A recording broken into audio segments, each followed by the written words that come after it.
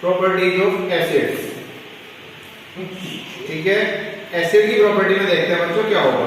Acid की एक characteristic property ये है कि जैसे ही उसे हम लिटमस पेपर पे लेके जाते हैं ब्लू वाले, तो वो किसमें कन्वर्ट करेगा इसको?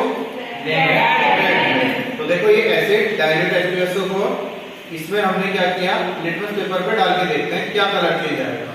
तो देखो जैसे ही हम इसको डालते हैं इस पे, तो क्या कलर चेंज हुआ बच्चों? रेड कलर चेंज हुआ, ब्लू टू रेड। तो एक कैरेक्टरिस्टिक प्रॉपर्टी एसिड की ये है कि लिटमस पेपर को ब्लू से रेड में कन्वर्ट करेगा।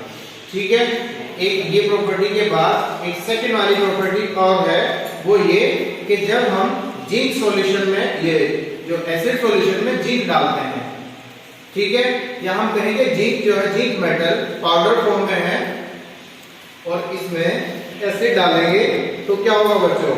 इसमें गैस निकलती है, हाइड्रोजन गैस।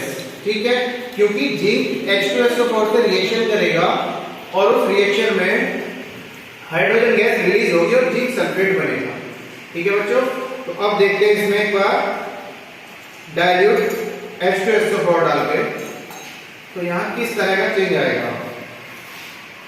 एक बच्चा आगे इसको माचिस जलाएगा, जैसे ही यहां से गैस निकलेगी तो तुम इसको तिल्ली को इसके ऊपर लेके आओगे जलते हुए। ठीक है, तो फोक साउंड होगी, शांत रहेंगे तो आवाज आएगी साउंड की। जैसे ही मैं डालता हूं इसमें तो वो साउंड तुम्हें, प्रॉपर्टी ये है, एक बार माचिस जलाएंगे वो फोक साउंड अभी आने लगी है।